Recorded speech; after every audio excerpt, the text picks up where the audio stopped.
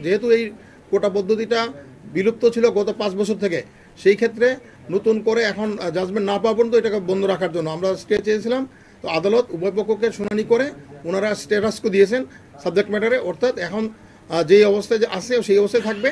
যেই কোর্টে যেই চাকরিগুলো যেগুলো চলমান আছে সেগুলো যেই অবস্থায় ছিল সেগুলো সবই ঠিক থাকবে এটা। আর এখন এই স্ট্যাটাসকোর কারণে হাইকোর্টের রায়টা এখন আর ইয়ে হচ্ছে না, এখন ওনাদের স্ট্যাটাসকোটাই কার্যকর হবে, বহাল হবে। এবং এখন যেহেতু স্ট্যাটাসকো আছে, যেগুলো ছিল ওগুলো সবগুলো থাকবে। আমি একটা বলতে চাচ্ছি যে যারা আন্দোলন করছেন তাদেরকে আমি অনুরোধ করব, তাদেরকে যেহেতু তাদের সুপ্রিম কোর্ট এটা বিবেচনায় নিয়েছেন এবং সুপ্রিম কোর্ট একটা কথা বলছেন, তাদের যদি কোনো গ্রিভান্স থাকে তারা যেন এখানে এসে পক্ষ হয়ে তারা বলতে পারে, সেটাও কিন্তু তাদের আদেশে এটা আছে। অতএব এখন আর কোনো যৌক্তিক তাদের কোনো কারণ নেই, তারা অবশ্যই এটা বন্ধ করে তাদের অবস্থানে ফিরে যাওয়া উচিত, কারণ তাদের কোনো আন্দোলন আর করার এবং জনদুর্ভোগ বাড়ানোর কোনো যৌক্তিক কারণ এখন আর নাই তাদের কাছে।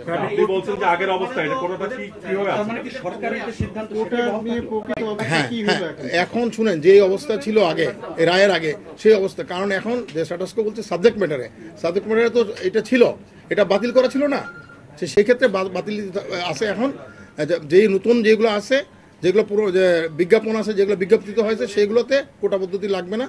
পরবর্তী নতুনটা যদি করতে হয় তাহলে এখন আপাতত কিছু করবে না, মামলাটা 7 তারিখে শুনানি হবে, তখন কোর্ট ঠিক করবে। এটা সাবজেক্ট ম্যাটারের উপরে 8 সপ্তাহের জন্য স্ট্যাটাসকো হয়েছে, 4 সপ্তাহের জন্য স্ট্যাটাসকো হয়েছে।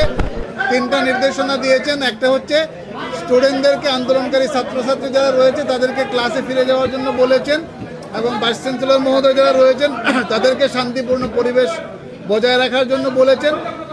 আর আন্দোলনকারী শিক্ষার্থীরা এইসিপি যখন হিয়ারিং হবে তারাও আইনজীবীর মাধ্যমে অংশগ্রহণ করতে পারবে।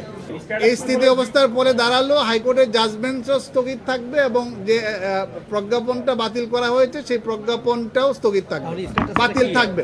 তার মানে হচ্ছে 18 সাল থেকে যেভাবে নিয়োগ প্রক্রিয়া চলে আসছিল সেই নিয়োগ প্রক্রিয়া চলতে থাকবে।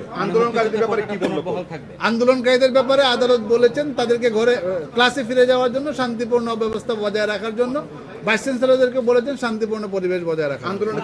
হাইকোর্ট ডিভিশনের যে কোনো রায়ের বিরুদ্ধে অ্যাপিলেট ডিভিশনে যাওয়ার অধিকার সবারই রয়েছে, এবং যারা এই মামলার পক্ষে রায় পেয়েছেন তাদেরকেও কিন্তু চূড়ান্ত ফয়সালা অ্যাপিলেট ডিভিশন থেকেই নিতে হবে।